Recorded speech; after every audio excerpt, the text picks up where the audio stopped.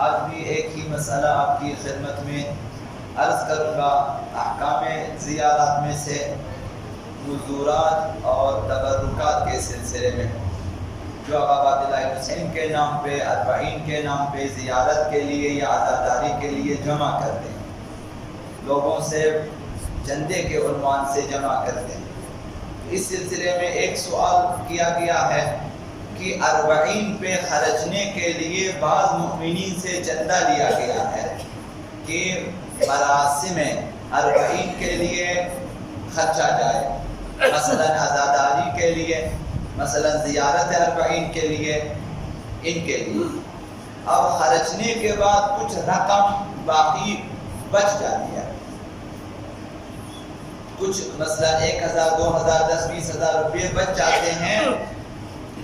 اب وہ اگلے سال اربعین تک استعمال میں نہیں آئیں گے، اربعین کے لیے ہی وقف ہے تو وہ چیزیں۔ اب سوال یہ ہے کہ اس رقم کو کہ 1 سال تک آپ کے پاس یہ رقم جو ہے بڑی رہے گی تو اس کو بینک میں رکھنا ہے۔ سوال کیا کہ اس کو بینک میں رکھ کر وہاں سے فائدہ حاصل کرے اور پھر اگلے اربعین کے لیے رقم سمیت فائدے کو بھی خرچا جائے، یہ جائز ہے یا نہیں؟ اور یا پھر فی الحال قرض الحسنہ کے عنوان سے بینک میں رکھنا، بعنوان قرض الحسنہ رکھیں، پھر اس کے بعد اسی پیسے کو اربعین کے ایام میں نکالیں، یہ جائز ہے یا نہیں؟ اس سلسلے میں سوال کیا، مقام معظم رہبری سے اس سلسلے میں سوال ہوا ہے، جنہوں نے فرمایا اگر رقم دینے والوں کی رضامندی کے ساتھ ہو۔ ہمیشہ پوچھنا چاہیے کہ آپ جس بھی قسم کے لیے چندہ کرتے ہیں، مثلا عزاداری کے لیے چندہ کرتے ہیں، عاشورہ کے لیے چندہ کرتے ہیں، یا آپ اعتکاف کے لیے چندہ کرتے ہیں، تو ان سے یہ رضایت لے لیں اگر یہ پیسے بچ جائیں تو ہم دوسرے کسی مثلا پروگرام میں خرچیں گے، مثلا زیارت عاشورہ کے لیے خرچیں گے، یا پھر مثلا درس و تدریس کے لیے، ان کی رضامندی شامل ہونی چاہیے۔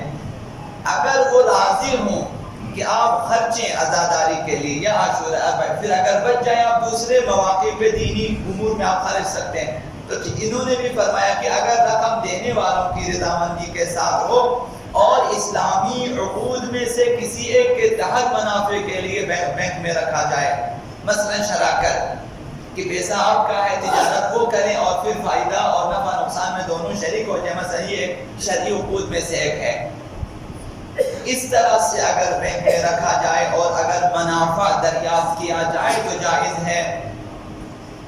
اور قرض الحسنہ میں بھی کوئی حرج نہیں ہے کہ آپ بینک میں رکھیں بعنوان قرض الحسنہ اپنے پیسے کو، تاکہ بینک والے استعمال بھی کرتے ہیں اور پھر آپ اگلے اربعین پہ وہ پیسے نکال کے خرچ بھی سکتے ہیں۔ تو یہ ایک مسئلہ تھا اور جواب بھی دے دیا۔ زیارت اربعین کے سلسلے میں آپ کی خدمت میں عرض ہے کہ آج اربعین کا یہ جو پیدل مارچ ہے، پیادہ روی ہے، یہ اب لوگوں کی بیداری، اسلامی بیداری کی علامت بن چکی ہے۔ ہزاروں نہیں، سینکڑوں نہیں، لاکھوں افراد بیدار ہو جاتے ہیں اربعین کے اجتماع سے، اسلامی بیداری ان میں آ جاتی ہے، اسلامی شعور ان میں آ جاتا ہے، ایسی بیداری کہ جس کے نتیجے میں اسلام اصیل، اسلام ناب جو ہے وہ برجستہ ہو جاتا ہے دنیا میں، اسلام کی نیک نامی ہے اور معارف اسلامی لوگوں تک پہنچ جاتے ہیں۔ اس کے نتیجے میں کہ اسلام اصیل اور اسلام ناب لوگوں کے ذہنوں میں آ جائے تو لوگ طاغوتی طاقتوں کے پنجوں سے آزاد ہو جائیں گے۔ اس کا نتیجہ یہ اسلامی بیداری کا نتیجہ یہ ہوگا کہ لوگ چاہیں گے کہ طاغوتی طاقتوں سے آزاد ہو جائے، جیسا کہ آپ دیکھ رہے ہیں کہ ایک ایک کر کے مستضعفین بیدار ہو رہے ہیں اور آزاد ہو رہے ہیں، اگرچہ انہیں ان کی سرکوبی کی جاتی ہے لیکن آزادی مل ہی جائے گی انہیں۔ بعض قوموں کو مل چکی ہے، اب دوبارہ وہ طاغوتی طاقتوں کے زیر تسلط نہیں آئیں گے۔ یہ تو اس کا مطلب یہ ہے قیام حسینی باثمر ہے اور باثمر رہے گا اور عظیم اسلامی بیداری کی صورت میں قیام عاشوراء کا ثمر ہمیں مل رہا ہے۔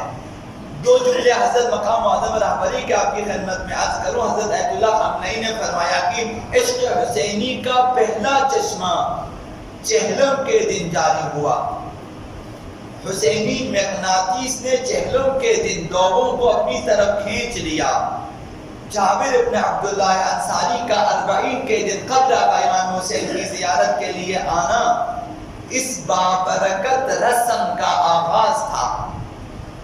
40 کے رسم کا آغاز تھا جو صدیوں سے چلتی ہوئی آج زمانے سے ہر زمانے سے زیادہ عظیم تر، پر رونق تر اور باثمر تر آپ کی خدمت میں جاری اور پرشکوہ تر اب یہ چلی آ رہی ہے۔ ہر سال پہلے سے زیادہ بارونق اور پرشکوہ ہے۔ وہ فرماتے ہیں کہ دنیا میں روز بروز عاشوراء کی یاد تازہ ہوتی ہے اجتماع 40 سے۔ چہلم اپنی ذات میں عاشوراء کی جانب دوبارہ پلٹنے کا نام ہے۔ چہلم یعنی دوبارہ عاشوراء کو یاد کیا جائے۔ اسیران اہل بیت واپس آ گئے تھے کربلا، یعنی دوبارہ کربلا کو دیکھا جائے، سمجھا جائے۔ اس کا مطلب یہ ہے کہ ہمیں چاہیے کہ ہم ہر زندگی کے تمام شعبوں میں رجوع کریں عاشوراء کی طرف، سیرت آقا عبداللہ حسین کی طرف۔ زیارت 40 کو مومن کی علامتوں میں سے قرار دینا، چہلم کے دن اہل بیت کا واپس کربلا میں آنا شاید اس لیے ہو کہ مومن کو چاہیے کہ کربلا کو اپنی زندگی کا محور قرار دے۔ 40 کی پیادہ روی کے دوران جگہ جگہ لنگر کا اہتمام ہے، سب جانتے ہیں، اور ہزاروں مومنین ہمتن سراپا اور شب و روز آمادہ ہے زائرین کی خدمت کے لیے، ہزاروں مومنین، اور زائرین کے قدموں کے بوسے لینے سے لے کر تاکہ انہیں آرامش ملے، اور کئی کلومیٹر دور تک، شاہراہوں سے کئی کلومیٹر دور تک اپنے گھروں میں اپنی گاڑیوں میں بٹھا کے لے جانا تاکہ وہ رات وہیں آرام کریں، کھانے پینے کا انتظام ہونا، اور عام مومنین سے لے کر شیعہ عظیم علماء تک زائرین کی خدمت کے لیے وہاں موجود ہونا۔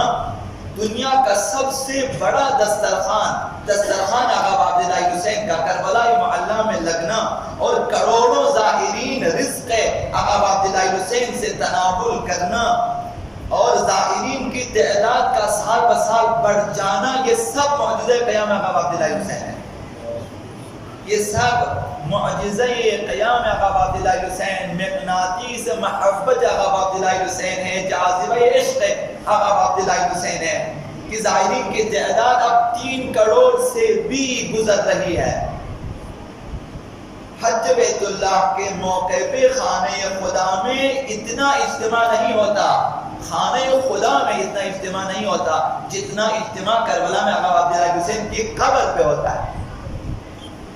یہ اس بات کی دلیل ہے کہ آقا عبداللہ حسین حق پر تھے، قیام آقا امام حسین حق پر ہے، اور تا قیامت یہ قیام جاری و ساری ہے تا ظہور آقا امام زمان علیہ السلام۔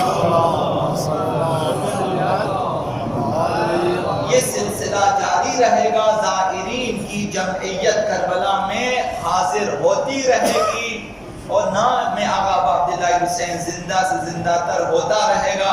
اب جو بھی چاہے اس اجتماع میں شرکت کر سکتا ہے، اپنا نام لکھوا سکتا ہے، ہر سال نہ ہو 1 سال 2 سال 3 سال اپنا نام لکھوا دیں کہ ہم نے بھی 40 کے اجتماع میں شرکت کی ہے، ہم نے بھی اس راہ کو جاری رکھنے میں اپنا حصہ ڈال دیا ہے۔ یہ خود نصرت آقا عبداللہ حسین ہے، اور لبیک کہنا ہے صدائے آقا عبداللہ حسین۔